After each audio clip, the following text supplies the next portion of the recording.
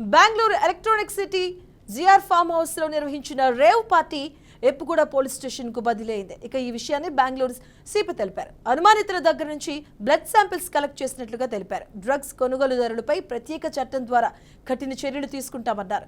Rave పార్టీకి drugs తీసుకొచ్చిన 5గురిని అరెస్టు చేసినట్లుగా బెంగళూరు సిపి వివరించారు. Sunset to sunrise victory పేరుతో నిర్వహించిన పార్టీలో దాదాపుగా 150 మంది పాల్గొన్నారని అనుమానిస్తున్నారు.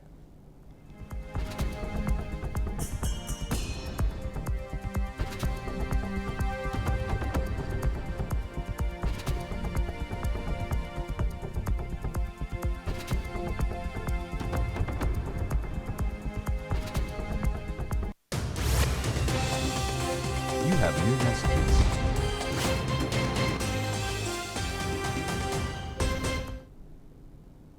డ్రగ్స్ ఫ్రాడర్లపైనే కఠిన చర్యలు ఉంటాయని చాలా మంది సెల్ ఫోన్లను సీజ్ చేసినట్లు బెంగళూరు సిపి తెలిపారు. ఇక ఎఫ్ఎస్ఎల్ నివేదిక ఆధారంగా తదుపరి చర్యలు ఉంటాయన్నారు. రేవ్ పార్టీకి ప్రజాప్రతినిధులు ఎవరు వచ్చినట్లు సమాచారం లేదన్న సిపి 2 నటులు దొరికినట్లుగా చెప్పుకొచ్చారు.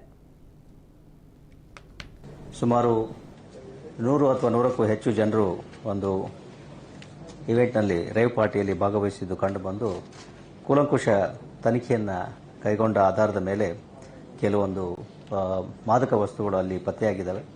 MDMA ಹಾಗೆಯೇ ಕೊಕೇನ್, ಹೈಡ್ರೋಗಾಂಜಾ ಮತ್ತು ಈ ರೀತಿ ಬೇರೆ ಬೇರೆ ಮಾದಕ ವಸ್ತುಗಳು ಅಲ್ಲಿ ಪತ್ತೆಯಾಗಿದ್ದಾವೆ. ಅದಕ್ಕೆ ಅನುಗುಣವಾಗಿ ಈಗ ಎಲೆಕ್ಟ್ರಾನಿಕ್ ಸಿಟಿ ಪೊಲೀಸ್ ಠಾಣೆಯಲ್ಲಿ ನಾವು ಪ್ರಕರಣವನ್ನು ದಾಖಲಿಸಿದ್ದೇವೆ. 5 ಜನ ಆರೋಪಿಗಳನ್ನು ಅಲ್ಲಿ ಬಂಧಿಸಿದ್ದೇವೆ ಮತ್ತು ಇದಕ್ಕೆ ಪೂರಕವಾಗಿ ಈಗಾಗಲೇ ಹೇಳಿದಾಗೆ ಎಲೆಕ್ಟ್ರಾನಿಕ್ ಸಿಟಿ ಪೊಲೀಸ್ ಠಾಣೆಯಲ್ಲಿ ಪ್ರಕರಣವನ್ನು ದಾಖಲಿಸಿದ್ದೇವೆ.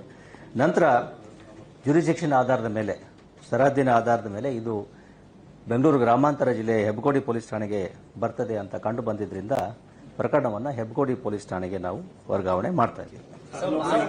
ಪಾರ್ಟಿಯಲ್ಲಿ ಒಂದಷ್ಟು MLAಗಳ ಫೋಟೋ ಅವರೇ ಬಂದಿದ್ರು ಅಥವಾ ರಿಲೇಟೆಡ್ ಯಾರೋ ಬಂದಿದ್ದೀರಾ ಸರ್? ಯಾರು ಬಂದಿದ್ರು ಒಟ್ಟು 101 ಜನ. ಎಷ್ಟು ಜನ ಇದ್ರಪ್ಪ? 101 ಜನ ಇದ್ರು. ಅಲ್ಲಿ ಯಾರು ಚುನಾಯಿತ ಪ್ರತಿನಿಧಿಗಳು ಯಾರು ಇರಲಿಲ್ಲ. ಎಲ್ಲರದು ಇದನ್ನ ಬ್ಲಡ್ ಸ್ಯಾಂಪಲ್ ಅನ್ನ ಕಲೆಕ್ಟ್ ಮಾಡಿದ್ದೀವಿ. ಜೊತೆಗೆ ಅವರ ಇದನ್ನ ರಿಸಲ್ಟ್ ಅನ್ನ ನಾವು ಅವೇಟ್ ಮಾಡ್ತೀವಿ. ಒಂದು ವಿಚಾರ, ಆಂಧ್ರಪ್ರದೇಶದಲ್ಲಿ ಆ ಪಾರ್ಟಿಯಲ್ಲಿ ಆಂಧ್ರಪ್ರದೇಶದವರು ಜಾಸ್ತಿ ಜನ ಸೆಲೆಬ್ರಿಟೀಸ್ ಆಗಿರ್ಬೋದು, ಮತ್ತೆ ಆ ಪಾರ್ಟಿ ಮಾಡಿದಂತ ಹೊರ ರಾಜ್ಯದವರು ಬಹಳ ಜನ ಇದ್ರು ಅಂತ ಗಮನಕ್ಕೆ ಬಂದಿದೆ.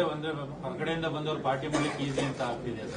ಯಾವುದು ಅಂದ್ರೆ ಹೊರ ರಾಜ್ಯದಿಂದ ಬೆಂಗಳೂರಿಗೆ ಬಂದು ಡ್ರಗ್ಸ್ ಪಾರ್ಟಿ ಮಾಡಬೇಕು ಈಸಿ ಆಗ್ತಿದೆ ಅಂತ. ಇದು ನಡೆದಿರ್ತಕ್ಕಂಥ ಒಂದು ಇದೇನಿದೆ ಅದು ಯಾವ ಆಧಾರದಲ್ಲಿ ಆಗಿದೆ ಅನ್ನೋದನ್ನ ನಾವು ಪತ್ತೆ ಹಚ್ಚಬೇಕಾಗ್ತದೆ. ಈಗಲೇ ಹೇಳಲಿಕ್ಕೆ ಆಗೋದಿಲ್ಲ. ನಟಿ ಸರ್ ಅಲ್ಲೇ ಹೋಗಿ ವಿಡಿಯೋ ಮಾಡಿ ಬಿಡ್ತಾಳೆ ಸರ್. ನಾನು ಇಲ್ಲ ಪಾರ್ಟಿಲಿ ಇಲ್ಲ.